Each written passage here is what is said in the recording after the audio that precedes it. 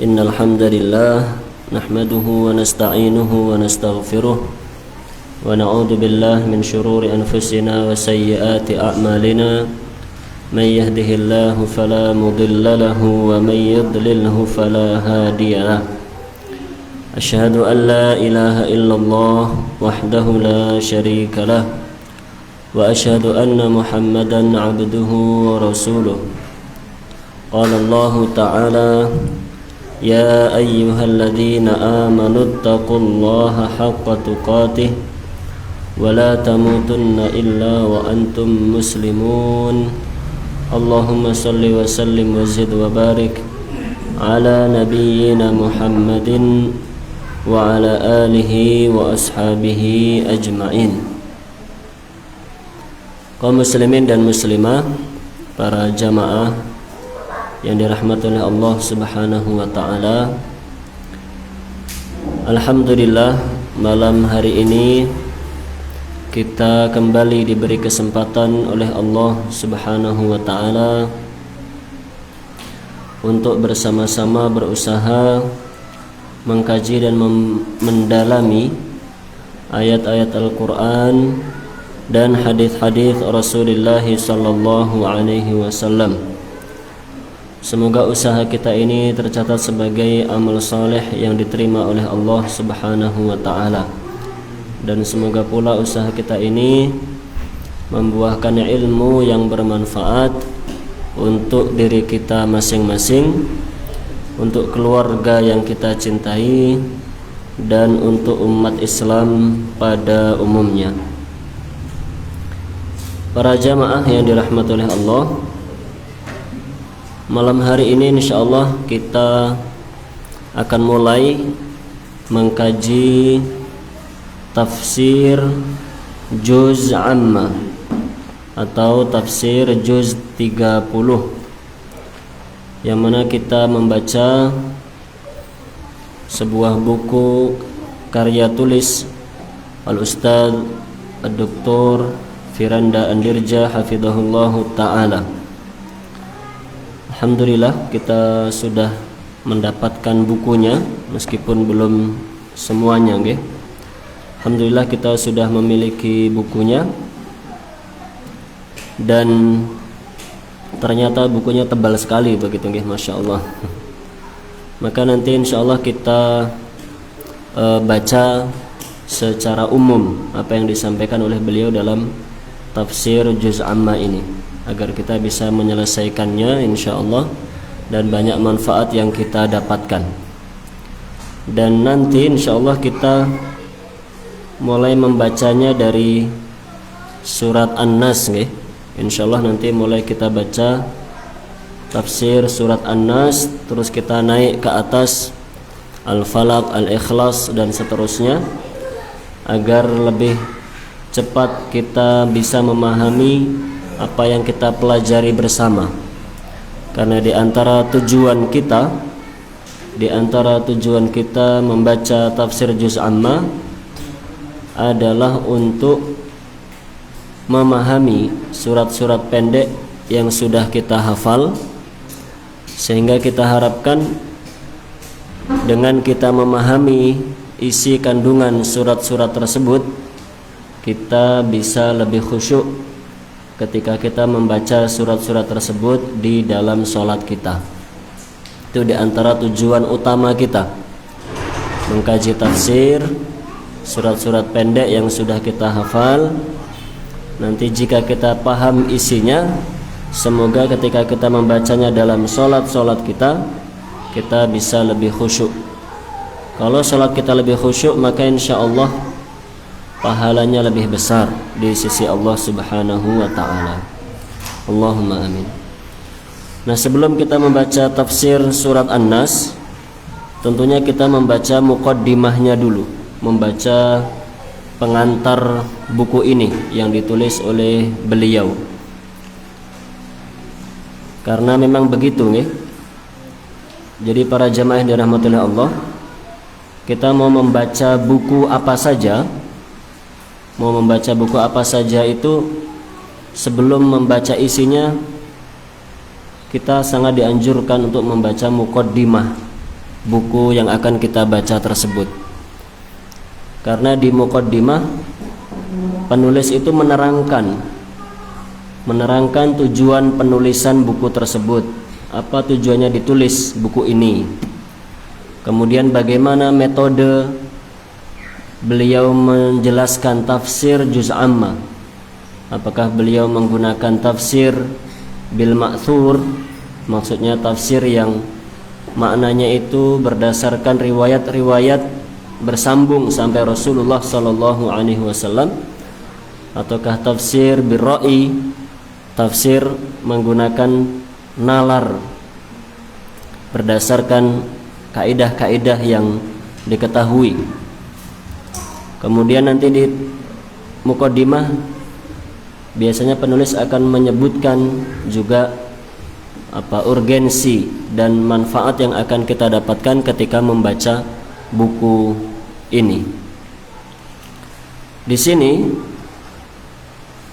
beliau menyampaikan di muqaddimah buku ini, buku tafsir juz amma, beliau membuka muqaddimahnya dengan khutbatul hajah. Khutbatul hajah niku itu muqaddimah yang innal hamdalillah nahmaduhu wa nasta'inuhu wa nastaghfiruh.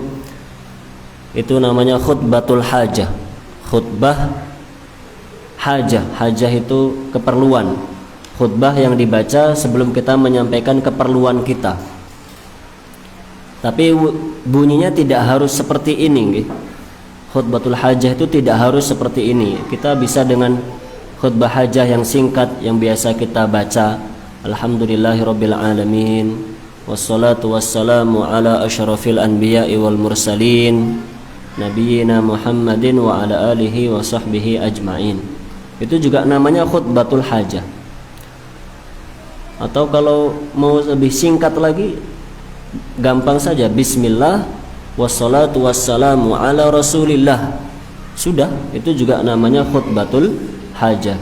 Sebelum kita menyampaikan apa yang ingin kita sampaikan, kita buka dengan tadi memuji Allah, kemudian bersolawat kepada Nabi Muhammad sallallahu alaihi wasallam.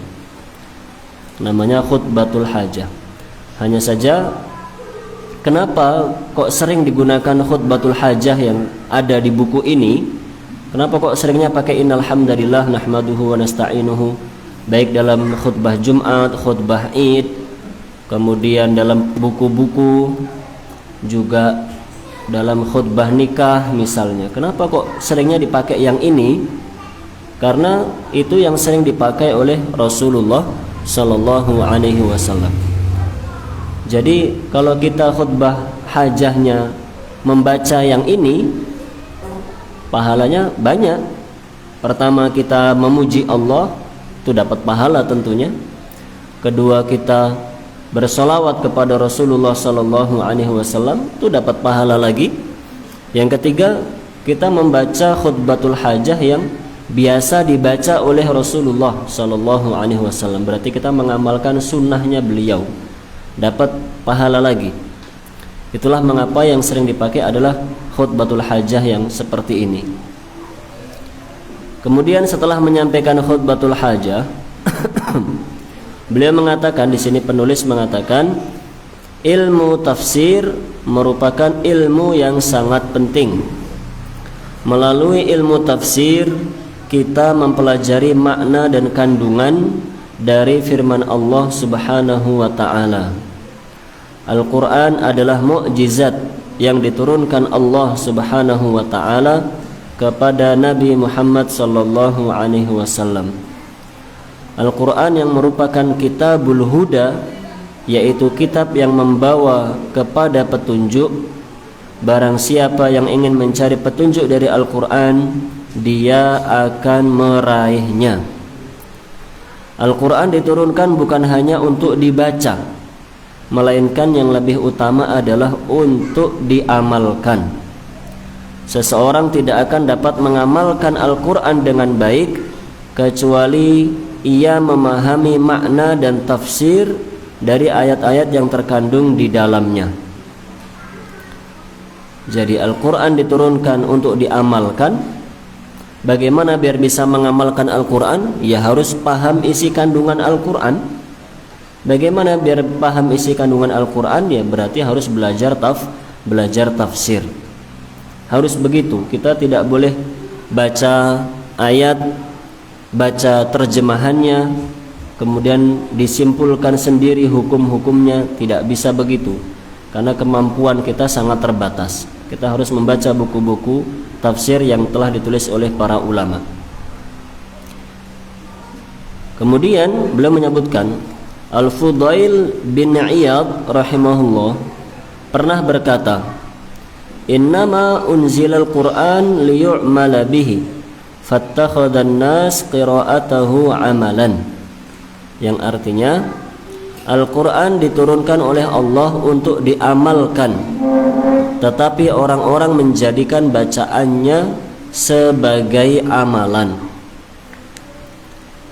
Maksudnya, tujuan utama Al-Quran itu adalah untuk diamalkan, tapi semakin bergeser zaman, semakin bergeser waktu, semakin berganti generasi ke belakang maka sekarang kebanyakan orang tujuan utamanya hanya membaca Al-Quran saja. Tidak ada tujuan untuk mengamalkan isi kandungannya. Walaupun membaca Al-Quran itu ibadah, membaca Al-Quran itu ibadah yang pahalanya sangat besar, karena satu huruf saja pahalanya 10, begitu nggih. Pahalanya sangat banyak sekali membaca Al-Quran. Tapi ada tujuan yang lebih besar dari sekedar membaca Al-Quran, yaitu mengamalkannya. Nggih. Kemudian beliau menjelaskan banyak seperti di situ ya. Nanti bisa dibaca sendiri di rumah masing-masing apa saja yang beliau sampaikan di tulisan ini. Kemudian di bagian bawah, masih di halaman ini, masih di halaman 4, di bagian bawah beliau menyebutkan perkataannya Syekhul Islam Ibnu Taimiyah. Renungkanlah pernyataan Ibnu Taimiyah rahimahullah di akhir hayatnya. Beliau berkata, wa nadimtu ala tadyi'i aktsari awqati fi ghairi ma'anil Qur'an. Yang artinya, dan aku menyesal, kata Ibnu Taimiyah, aku menyesal karena menghabiskan kebanyakan waktuku pada hal-hal selain memahami makna-makna atau tafsir Al-Quran. Itu penyesalannya Syekhul Islam Ibnu Taimiyah yang umurnya habis untuk belajar dan mengajar. Apalagi kita, begitu nggih. Syekhul Islam Ibnu Taimiyah itu sepanjang hidupnya belajar dan mengajar, nggak ada kesibukan yang lainnya. Bahkan ketika beliau mendapatkan ujian, mendapatkan cobaan di penjara sekalipun, okay, beliau ketika di penjara pun tetap menulis buku, masya Allah. Ketika beliau melakukan perjalanan dari sebuah kota ke kota yang lainnya, di tengah perjalanan nulis buku. Ketika di perjalanan itu nulis buku. Kalau kita sekarang mana ada orang seperti itu, nih? Kalau zaman dulu orang di perjalanan ya jajan, ya ngobrol. Sekarang ya orang di perjalanan ya main HP, begitu kan. Wes nggak peduli kanan kiri, pokoknya main HP, ya jajan. Terus sekarang malah nggak boleh perjalanan ya, masih pandemi. Okay. Intinya Syekhul Islam yang seperti itu saja waktunya habis untuk belajar dan mengajar. Hanya saja memang beliau tidak fokus kepada tafsir, karena beliau di bidang akidah, okay, tulisannya di bidang akidah, ada yang di fiqih, begitu, ada yang di hadis. Banyak tulisan-tulisan, sangat banyak sekali. Majmu' fatwanya puluhan jilid. Tapi beliau mengatakan, saya menyesal karena kebanyakan waktuku bukan di ilmu tafsir. Naam, bukan karena beliau membuang waktunya sia-sia, tapi karena beliau sibuk di bidang ilmu yang lain, dan itu pun sangat bermanfaat bagi umat Islam. Artinya itu menjadi sebuah pelajaran penting bagi kita semuanya. Kalau seorang ulama seperti beliau saja yang hidupnya habis untuk belajar dan mengajar, di akhir hayatnya merasa menyesal karena tidak mempelajari tafsir secara mendalam, maka kita harus memanfaatkan sisa kehidupan kita ini dengan baik. Sibukkan diri kita dengan mempelajari Al-Quranul Karim. Baca Al-Quran itu ibadah, membaca tafsirnya ibadah lagi, mengamalkannya ibadah lagi, mendakwahkannya ibadah lagi. Nggak habis-habis ibadah yang terkait dengan Al-Quranul Karim. Okay.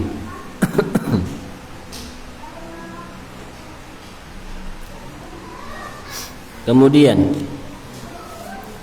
di halaman selanjutnya, halaman 5, beliau mengatakan, padahal Ibnu Taimiyah itu banyak sekali menulis tafsir ayat-ayat Al-Quran, dan penjelasan-penjelasan beliau tentang tafsir ayat-ayat Al-Quran sangat menakjubkan.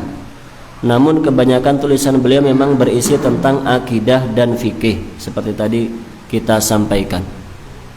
Az-Zahabi rahimahullah ta'ala berkata tentang Ibnu Taimiyah rahimahullah ta'ala dalam ilmu tafsir. Kata Imam Zahabi begini, Ibnu Taimiyah unggul dalam tafsir Al-Quran. Beliau menyelami dengan dalam makna-makna yang detail Al-Quran dengan insting yang mengalir. Beliau masuk ke dalam makna-makna yang sulit dipahami. Beliau mengeluarkan faedah-faedah dari Al-Quran yang tidak pernah dikeluarkan oleh orang-orang sebelumnya. Yang seperti itu saja, kata Ibnu Taimiyah, masih menyesal di akhir hayatnya. Maka kaum muslimin yang dirahmati oleh Allah Subhanahu wa taala, mari kita bersemangat untuk mempelajari tafsir Al-Qur'anul Karim. Halaman selanjutnya, halaman ke-6. Ini sekarang akan diterangkan tentang tafsir juz amma. Yang tadi kita baca bersama itu motivasi bagi kita untuk mempelajari ilmu tafsir secara umum. Sekarang yang akan disampaikan oleh Ustaz Firanda di sini tentang tafsir juz amma secara khusus. Beliau mengatakan juz amma atau juz ke-30 merupakan juz yang sangat penting, mengingat juz amma berisi surat-surat yang banyak dihafalkan oleh kaum muslimin serta sering dibaca oleh para imam di masjid-masjid. Dalam juz amma Allah Subhanahu wa taala sering menyebutkan perkara-perkara yang berkaitan dengan pokok-pokok akidah seperti iman kepada Allah, kemudian iman kepada rasul-rasul Allah, iman kepada hari akhirat. Itu isi utamanya juz amma niku. Kandungan utamanya juz amma dari awal juz amma sampai akhir juz amma secara umum isinya adalah terkait dengan iman. Baik iman kepada Allah, iman kepada Rasulullah sallallahu alaihi wasallam maupun iman kepada hari akhirat. Makanya kalau kita cari ayat-ayat tentang hukum, di juz amma hampir tidak ada, kecuali yang dilalahnya itu secara tersirat saja, tidak secara langsung, tapi hanya secara tersirat saja. Begitu, karena juz amma, surat-surat pendek di dalam Al-Quran itu kebanyakannya makkiyah, kebanyakannya turun di kota Mekah, berarti di awal-awal dakwahnya Rasulullah sallallahu alaihi wasallam, yang ketika itu tujuan utama dakwah adalah untuk menanamkan akidah, menanamkan iman yang benar. Selama di kota Mekah beliau mendakwahkan akidah, mendakwahkan tauhid, mengajak kepada iman. Okay. Makanya ayat-ayat yang turun di kota Mekah, surat-surat yang turun sebelum hijrah itu rata-rata membicarakan tentang iman. Dan kebanyakan surat makkiyah itu ada di di juz amma. Naam. Iman kepada hari akhirat misalnya. Kita kalau mau membaca dan mengetahui gambaran bagaimana ngerinya hari kiamat, di antara caranya adalah membaca surat-surat di juz 30. Kita kalau sedang loyo ibadahnya, sedang banyak bisikan setannya, sedang kalah dengan hawa nafsunya begitu, biar semangat lagi baca surat-surat di juz amma. Itu isinya tentang peringatan dan gambaran hari kiamat, agar kita menjadi hamba yang takut. Kalau rasa takutnya meningkat, maka insya Allah ketaatan kita kepada Allah juga meningkat. Okay. Kemudian beliau menerangkan di situ di halaman selanjutnya gitu. Surah Makkiyah atau ayat Makkiyah adalah surat atau ayat yang diturunkan oleh Allah Subhanahu wa taala sebelum Nabi sallallahu alaihi wasallam berhijrah ke Madinah. Itu definisi surat Makkiyah. Makkiyah itu tidak harus turun di kota Mekah. Kadang-kadang turunnya di luar kota Mekah. Tapi selama itu adalah masa sebelum hijrah ke Madinah, maka namanya adalah surat atau ayat Makkiyah. Begitu nggih? Misalnya ayat yang turun ketika beliau sedang di Taif, ayat yang turun ketika beliau berada di luar Mekah. Selama itu sebelum hijrah ke kota Madinah, maka namanya surat atau ayat Makkiyah. Sementara itu, surat atau ayat yang diturunkan kepada Nabi sallallahu alaihi wasallam setelah hijrah ke Madinah disebut surat atau ayat Madaniyah. Meskipun surat dan ayat tersebut turun di Mekah. Niku. Kalau sudah hijrah ke Madinah, maka surat dan ayat yang turun setelah itu dinamakan surat atau ayat Madaniyah. Walaupun ketika turun Nabi SAW sedang berada di kota Mekah. Contohnya ketika Haji Wada, kan beliau hijrah ke Madinah. Setelah itu lama di kota Madinah, kemudian kan melaksanakan ibadah haji. Beliau melaksanakan ibadah haji di akhir hayat beliau. Nah, ketika beliau melaksanakan Haji Wada, kan berarti beliau ada di kota Mekah. Dan ketika itu turun ayat-ayat kepada beliau sallallahu alaihi wasallam. Maka ayat dan surat seperti itu namanya atau kategorinya termasuk kategori surat atau ayat Madaniyah, walaupun turunnya tidak di kota Madinah. Nah, jadi kata beliau, penamaan surat Madaniyah dan Makkiyah ditinjau dari segi waktu, bukan tempat. Meskipun secara sekilas penamaannya ditinjau dari sisi tempat. Nah, jadi Makkiyah dan Madaniyah itu dilihat dari waktunya, bukan dilihat dari tempatnya. Karena kalau dilihat dari tempatnya nanti banyak sekali. Kan ayat itu bukan cuma turun di Mekah dan Madinah saja. Kan Nabi Muhammad SAW bukan cuma hidupnya antara Mekah dan Madinah saja. Beliau pernah keluar kota Mekah, pernah keluar kota Madinah, dan turun ayat-ayat di luar kota-kota tersebut. Kalau masing-masing kota ada sebutannya sendiri-sendiri, nanti banyak sekali kalau begitu. Ada Makkiyah, ada Madaniyah, ada Taifiyah, ada banyak sekali kalau begitu nanti. Nah, makanya penggolongan ini, pengkategorian ini berdasarkan waktunya, dilihat sebelum atau sesudah hijrah. Belum menyebutkan contoh di sini. Surat yang kita hafal dan insya Allah nanti kita pelajari tafsirnya. Surat An-Nasr, idza jaa nasrullahi wal fath. Apabila telah datang pertolongan Allah dan kemenangan. Wa ra'aitan nasa yadkhuluna fi dinillahi afwaja. Dan kamu lihat manusia masuk agama Allah dengan berbondong-bondong. Fasabbih bihamdi rabbika wastaghfirhu innahu kana tawwaba. Maka bertasbihlah dengan memuji Tuhanmu dan mohonlah ampun kepadanya. Sesungguhnya dia adalah Maha penerima taubat. Surat ini kata beliau turun ketika Nabi sallallahu alaihi wasallam di Mekah, yaitu di Mina pada hari-hari tasyrik ketika Haji Wada, seperti tadi kita sampaikan. Akan tetapi surat ini digolongkan ke dalam surat Madaniyah karena turun setelah Nabi sallallahu alaihi wasallam berhijrah ke Madinah. Begitu guys contohnya. Jadi tadi belum menyebutkan teorinya, bagaimana membedakan Makkiyah dan Madaniyah dilihat sebelum atau sesudah hijrahnya.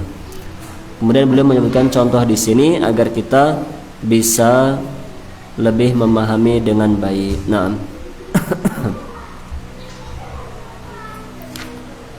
demikian seterusnya para jemaah dirahmati Allah Subhanahu wa taala. beliau menyebutkan hal-hal penting dan sangat bermanfaat dalam muqaddimah buku ini. Sudah kita baca secara umum, nggih. Intinya beliau menyampaikan motivasi kepada kita untuk bersungguh-sungguh dalam mempelajari ilmu tafsir, khususnya tafsir juz amma. Karena kita sudah hafal banyak surat dan ayat dari juz amma, maka setelah hafal tentunya kita naik level.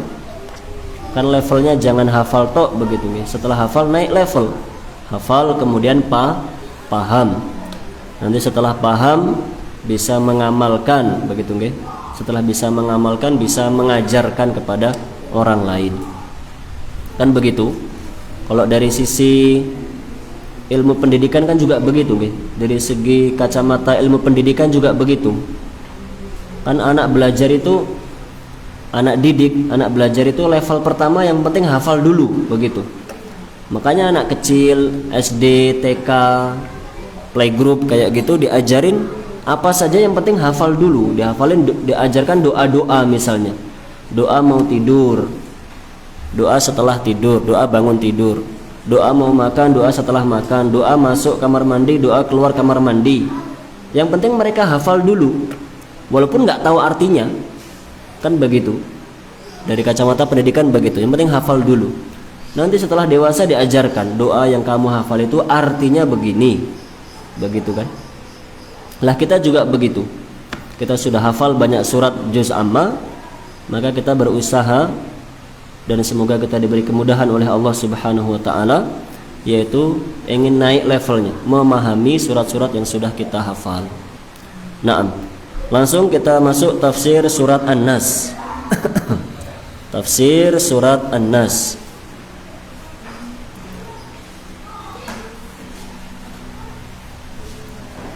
Allah. Dilihat di situ nggih. Surat An-Nas. Semuanya sudah hafal insyaallah nggih. Tanpa terkecuali insyaallah semuanya sudah hafal lah. Kan enggak perlu dites satu-satu. Insyaallah semuanya sudah hafal. Nah, An-Nas itu kan kita hafalnya kalau kecil kan biasanya Al-Fatihah, setelah itu An-Nas. Al-Ikhlas dulu biasanya, Al-Fatihah, Al-Ikhlas, terus An-Nas. Itu nomor 3, An-Nas itu juara 3 biasanya. Mesti kita semuanya sudah hafal insyaallah. Itu umumnya begitu. Al-Fatihah, Al-Ikhlas, terus An-Nas. Nah, surat An-Nas pertama-tama dilihat nggih. An-Nas tulisannya seperti itu. An-Nas itu dalam bahasa Arab tulisannya An-Nas. Nunnya panjang, An-Nas. Artinya manusia. Nas itu artinya manusia. Adapun ada orang yang namanya, kan ada nama orang Anas, itu tulisannya tidak seperti ini. Beda nggih. Jadi jangan dikira kalau ada orang namanya Anas berarti manusia. Ngapain sudah manusia kok pakai nama manusia, kurang kerjaan sekali. Enggak begitu. Itu beda tulisannya, beda artinya. Kalau Anis itu gubernur Jakarta.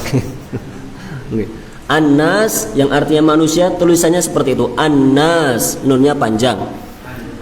Kalau Anas yang biasa dibuat pakai nama itu, Anas itu tidak ada alifnya. Di tengah-tengah nggak ada alifnya, cuma hamzah di depan atau alif di depan, nun langsung sin. Anasun begitu. Anasun, nggak panjang nunnya.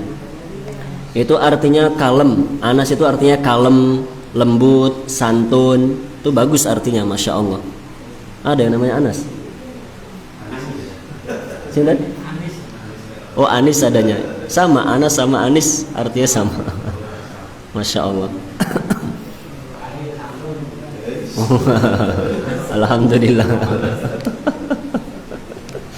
Nggih. Tafsirnya nggih. Di sini beliau menyebutkan di awal-awal surat An-Nas, beliau menjelaskan surat An-Nas merupakan surat ke-114. Surat ini terdiri dari 6 ayat. An-Nas artinya manusia. Surat An-Nas termasuk surat Madaniyah. Nih ilmu baru untuk kita. Oh, ternyata surat An-Nas itu turunnya setelah hijrah. Surat An-Nas turunnya setelah hijrah berarti karena dia madaniyah. Naam.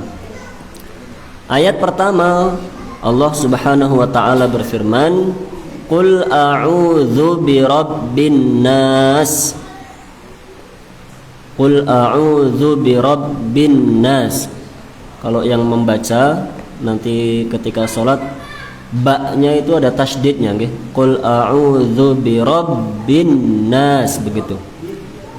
Jangan langsung birabbin nas, jangan begitu, tidak. Birabbin nas. Nggih. Qul a'udzu birabbin nas. Artinya katakanlah aku berlindung kepada Tuhannya manusia. Ayat kedua Malikin nas begitu. Malikin nas, nunnya ada tasdidnya, jadi ditekan dulu. Malikin nas, tidak malikinas, tidak begitu.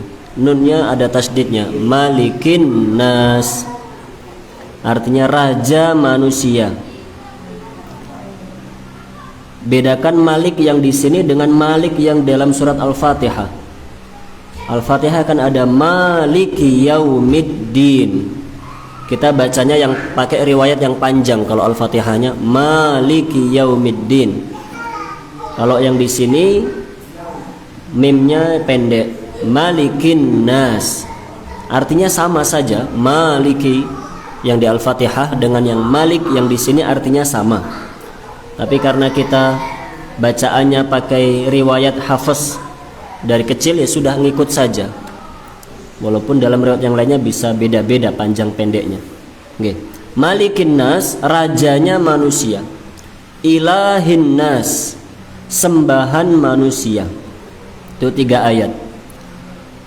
Tafsirnya ayat ini, penjelasan 3 ayat ini, kata penulis hafizahullah taala, Allah menyuruh kita berlindung dari godaan setan dengan ketiga sifat Allah.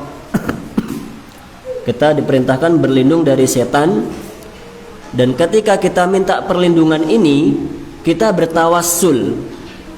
Kita bertawassul dengan menyebutkan 3 sifat Allah, yaitu pencipta dan pemelihara manusia. Penciptanya manusia, itu sifat pertama yang kita sebutkan.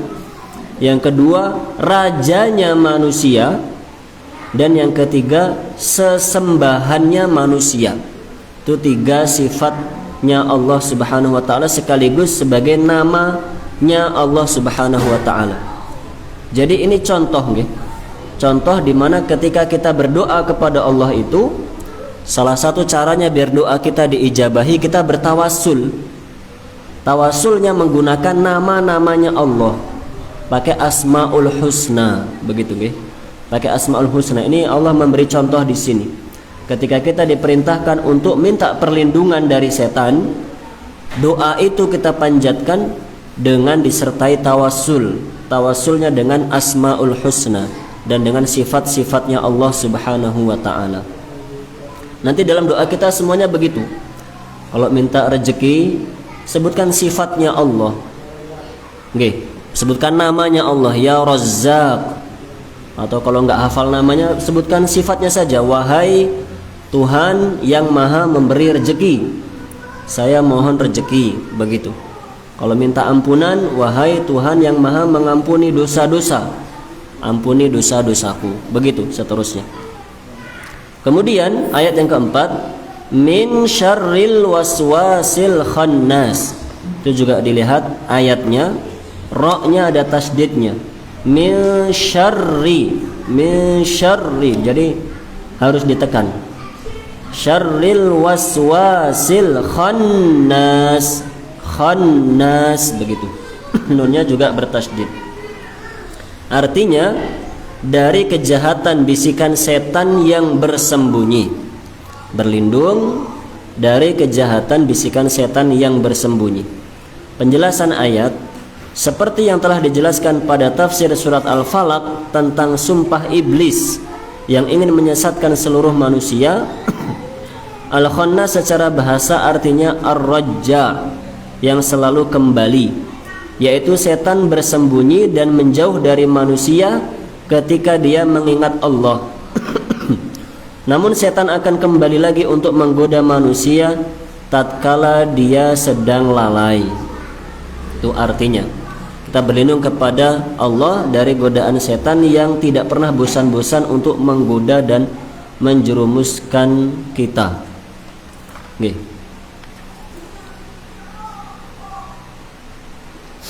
Di situ panjang penjelasannya. Intinya di situ penjelasannya menyampaikan bahwa bisikan setan itu tidak pernah putus, tidak pernah berhenti. Sampai hari kiamat setan terus membisiki kita, menjerumuskan kita ke dalam perbuatan-perbuatan dosa, dalam perbuatan-perbuatan maksiat. Maka tidak ada istirahat setan untuk menggoda kita, sehingga kita pun juga harus menjadi orang-orang yang tidak istirahat dari minta perlindungan kepada Allah Subhanahu wa taala. Harus minta perlindungan kepada Allah Subhanahu wa taala dari godaan setan. Karena kalau kita mengandalkan kekuatan kita sendiri, kita tidak akan mampu menghadapi setan. Nah. Okay. Kemudian ayat yang kelima. Alladzi yuwaswisu fi sudurin nas. Sudur itu pakai shad. Oke, di situ dilihat tulisannya. Sudurin nas, sudur itu pakai shad, bukan pakai sin. Jadi penyebutan hurufnya harus beda dengan huruf sin. Alladzi yuwaswisu fi sudurin nas. Dia bukan sin, jadi bukan sudurin nas, tapi sudurin nas, shad. Memang agak sulit huruf shad. Nanti tanya sama ustadz yang ngajar tahsin gitu. Masih ada kan kajian tahsinnya? Nggih, alhamdulillah. Nanti ditanyakan sama beliau gimana biar benar mengucapkan shadnya. Saya hanya mengingatkan karena dulu kita hafalnya kan dihafalkan sama orang tua, ditalkin sama orang tua. Ayo dihafalkan, qul a'udzu birabbin nas, malikin nas. Kita nggak melihat tulisannya, maka nanti kita kira oh sudur itu pakai sin seperti tulisan yang lainnya. Padahal bukan pakai sin tapi pakai shad. Begitu. Harus diperbaiki bacaan kita dalam Al-Quran, ketika terlebih dalam solat kita. Beliau menjelaskan alladzi yuwaswisu fi sudurin nas, yang membisikkan kejahatan ke dalam dada manusia. Kata beliau, setan merupakan salah satu anak buah iblis. Ada banyak jenis godaan setan. Misalnya dengan membisikkan keburukan di hati manusia. Misalnya setan menggambarkan keburukan menjadi hal yang indah, menjanjikan keburukan sebagai kebaikan, menyemangati manusia untuk melakukannya, dan menakut-nakuti orang yang hendak melakukan kebaikan. Setan juga menjadikan manusia tidak bersemangat dan menunda-nunda kebaikan. Pekerjaan itulah yang selalu dilakukan setan. Menunda-nunda itu dari setan. Bermalas-malasan itu asalnya dari setan. Maka para jamaah dirahmati oleh Allah, ketika kita ingin melakukan sebuah pekerjaan, apalagi itu adalah sebuah ibadah, kok tiba-tiba ingin menunda-nundanya, itu berarti dari setan. Kita dibisiki supaya nanti saja, lama-lama lupa, akhirnya tidak mengerjakan amal ibadah tersebut. Atau kalau nggak lupa, biasanya kita itu kalau menunda-nunda akhirnya malas, begitu kan? Sekarang semangat pengen mengerjakan sebuah ibadah, tapi kalau ditunda-tunda, nanti saja, besok saja, akhirnya berjalan waktu lama, akhirnya malas dan tidak jadi mengerjakan pekerjaan tersebut. Oke. Di sini disebutkan sebuah hadis. Langsung artinya saja. Dari Safiyah binti Huyai, dia berkata, pernah Rasulullah sallallahu alaihi wasallam sedang beriktikaf, lalu aku mendatangi beliau. Safiyah ini istrinya beliau. Ketika Rasulullah sallallahu alaihi wasallam sedang iktikaf di masjid, Sofiyah datang menjenguk, begitu ceritanya. Dijenguk oleh Sofiyah radhiyallahu anha. Aku mengunjunginya pada malam hari. Aku pun bercakap-cakap dengannya. Kemudian aku ingin pulang dan beliau berdiri karena mengantarku. Beliau ingin mengantar Sofiyah pulang sampai rumah. Saat itu kami melewati rumah Sofiyah di tempat Usamah bin Zaid. Tiba-tiba ada 2 orang Ansor lewat. Ketika keduanya melihat Rasulullah sallallahu alaihi wasallam, mereka mempercepat langkah kakinya. Nabi sallallahu alaihi wasallam lantas mengatakan, "Pelan-pelanlah. Sesungguhnya wanita itu adalah Sofiyah binti Huyai." Maksudnya dia adalah istriku. Keduanya berkata, "Subhanallah, wahai Rasulullah sallallahu alaihi wasallam." Rasulullah sallallahu alaihi wasallam bersabda, "Sesungguhnya setan menyusup dalam diri manusia melalui aliran darah. Aku khawatir sekiranya setan itu menyusupkan kejelekan dalam hati kalian berdua." Maksudnya gimana hadis ini? Beliau menyebutkan dalam paragraf setelahnya, pada awalnya mereka berdua tidak suudzon, akan tetapi suudzon itu mungkin saja akan muncul dalam diri mereka. Oleh karena itu Nabi sallallahu alaihi wasallam mengatakan, "Ini adalah istriku Sofiyah," untuk menghilangkan suudzon yang akan dilemparkan oleh setan. Paham nggih hadisnya nggih? Jadi karena malam-malam kok Rasulullah SAW berduaan sama perempuan gitu. Malam-malam beliau berduaan sama perempuan. Ada 2 sahabat yang melihat. Beliau khawatir 2 sahabat ini nanti akan suudzon, terus timbul perasaan-perasaan dan prasangka yang tidak baik. Oh, ternyata Rasulullah juga main perempuan begitu, waliyadzubillah. Walaupun itu nggak mungkin sahabat akan suudzon seperti itu, tidak mungkin. Tapi karena beliau ingin menutup celah, jangan sampai ada sahabat yang sudah baik imannya kemudian dirusak oleh setan melalui suudzon yang dimunculkan oleh setan. Maka beliau menutup celah itu dengan mengatakan, "Ini istri saya," begitu. "Ini istri saya biar kalian tidak suudzon." Dan ini dijadikan dalil oleh para ulama. Kita sebagai umat Islam harus begitu. Kalau kita berada dalam suatu keadaan, berada di sebuah tempat yang kalau dilihat oleh orang kira-kira membuat orang lain itu curiga dan suudzon, sebaiknya segera kita jelaskan agar orang itu tidak suudzon. Kita harus begitu. Misalnya kita berada di tempat yang semua orang sudah tahu itu tempat jelek. Mohon maaf, misalnya itu tempat yang biasa dipakai untuk judi, biasa dipakai untuk minum-minuman keras. Semua orang tahu itu tempat untuk melakukan perbuatan maksiat itu. Lalu suatu ketika kita ada di tempat itu, entah ada di tempat itu karena berteduh, karena kehujanan, seperti sore ini tadi kita sedang jalan, kehujanan. Tempat berteduh paling dekat ya di situ. Kita pengen berteduh di situ.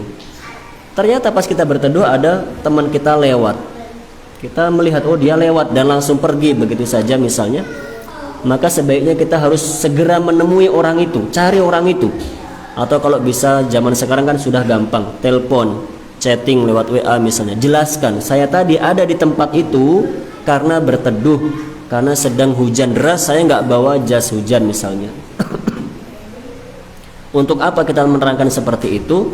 Agar jangan sampai sahabat kita timbul suudzon, yang mana suudzon itu dosa. Dan biasanya orang kalau sudah suudzon ada kelanjutannya. Orang kalau udah suudzon dia cerita sama orang lain, kemarin si A itu di sana lu, di tempat yang itu lu ternyata. Akhirnya nama kita akan jelek. Akhirnya orang lain pun akan ikut suudzon semua kepada kita, dan mereka tidak lagi menghormati kita. Dan yang terakhir ayat yang ke-6, minal jinnati wan nas, dari golongan jin dan manusia.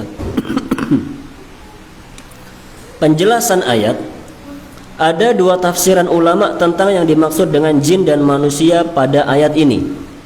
Pertama, kata jin dan manusia tersebut kembali kepada pembisik atau penggoda yang disebutkan pada ayat keempat, yaitu ada yang berasal dari golongan jin, ada pula yang berasal dari golongan manusia.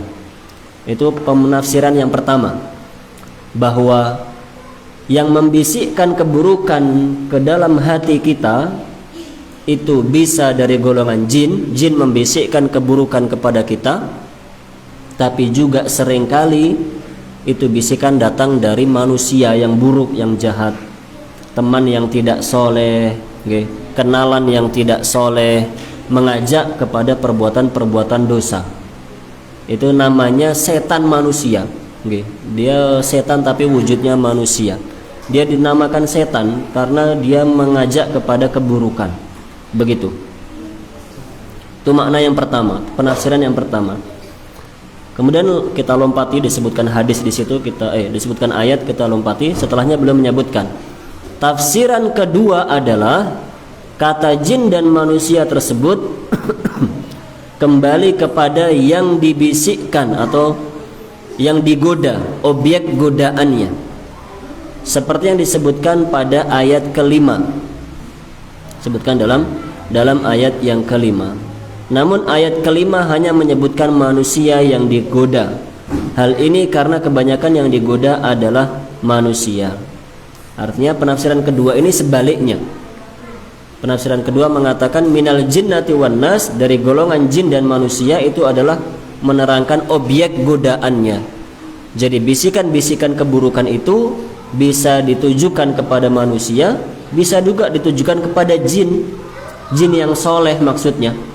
Kan jin juga seperti kita, ada orang soleh, ada orang jahat. Jin pun demikian, ada jin soleh, ada jin yang jahat. Lah jin yang soleh itu juga bisa digoda oleh jin yang jahat. Begitu. Jadi ada dua penafsiran, apakah minal jinnati wan nas itu menjelaskan tentang pelaku, orang yang menggoda, orang yang membisikkan kejahatan, ataukah penafsiran kedua dia adalah menerangkan objek yang digoda. Namun kata beliau di sini, Ustaz Firanda mengatakan, meskipun demikian, arti sebenarnya adalah ayat ini dimaksudkan kepada jin dan manusia karena keduanya sama-sama mendapat beban syariat. Seperti manusia yang dibisikkan oleh manusia yang buruk, jin yang baik juga dibisikkan atau digoda oleh jin yang buruk, yaitu setan. Nah, di paragraf terakhir beliau mengatakan, ayat ini juga menjelaskan perbedaan antara iblis, setan, dan jin. Ini sering ditanyakan, apa bedanya iblis, setan, sama jin? Secara umum, jin mencakup iblis, jin yang baik dan jin yang jahat. Hanya iblislah yang diberi umur panjang oleh Allah untuk menggoda manusia sehingga tidak mati sampai tibanya hari kiamat. Adapun jin yang lain tidaklah demikian. Sementara itu, mereka yang berbuat buruk seperti manusia atau jin, keduanya juga dapat disebut setan. Jadi jin itu adalah sebutan untuk sebuah golongan makhluk ciptaan Allah. Ada makhluk ciptaan Allah, golongannya adalah manusia. Ada makhluk ciptaan Allah, golongannya adalah hewan. Ada makhluk ciptaan Allah, golongannya adalah tumbuhan. Ada lagi golongannya adalah jin. Begitu. Lah jin yang jahat biasa disebut dengan setan. Jin yang jahat disebut dengan setan. Adapun iblis itu adalah jin pertama yang diciptakan oleh Allah Subhanahu wa ta'ala. Namanya iblis, dan dialah jin yang paling jahat, dan dialah satu-satunya jin yang diberi umur sampai hari kiamat, nggak mati-mati sampai hari kiamat. Adapun jin yang lain semuanya sama seperti manusia, usianya terbatas. Mereka bisa mati, walaupun rata-rata umur jin itu lebih panjang dari umurnya manusia. Umurnya manusia cuma 60-70 tahun. Kalau umur jin bisa sampai ratusan tahun, tapi tetap mereka akan mati. Beda dengan iblis. Kalau iblis sampai hari kiamat nanti baru akan mati. Wallahu a'lam bishawab. Para jamaah dirahmati oleh Allah, surat An-Nas ini intinya berisikan anjuran dan perintah untuk kita minta perlindungan dari godaan setan, baik setan manusia maupun setan dari golongan jin, agar kita tidak dijerumuskan ke dalam perbuatan-perbuatan dosa. Dan kita harus sering-sering minta perlindungan seperti ini kepada Allah, karena kalau kita mengandalkan kekuatan kita sendiri untuk menghadapi jin atau setan, kita tidak akan mampu. Mereka cukup banyak jumlahnya dan cukup banyak tipu dayanya. Kita harus sering-sering minta perlindungan kepada Allah Subhanahu wa taala. Wallahu a'lam bishawab. Semoga menjadi ilmu yang bermanfaat untuk diri saya pribadi dan jamaah sekalian. Insyaallah kita lanjutkan pada pertemuan yang akan datang membaca surat-surat selanjutnya. Saya tutup dengan doa kafaratul majlis. Subhanakallahumma wa bihamdik asyhadu an la ilaha illa anta astaghfiruka wa atubu ilaik. Sallallahu ala nabiyyina Muhammadin wa ala alihi wa ashabihi ajma'in. Assalamu alaikum warahmatullahi wabarakatuh.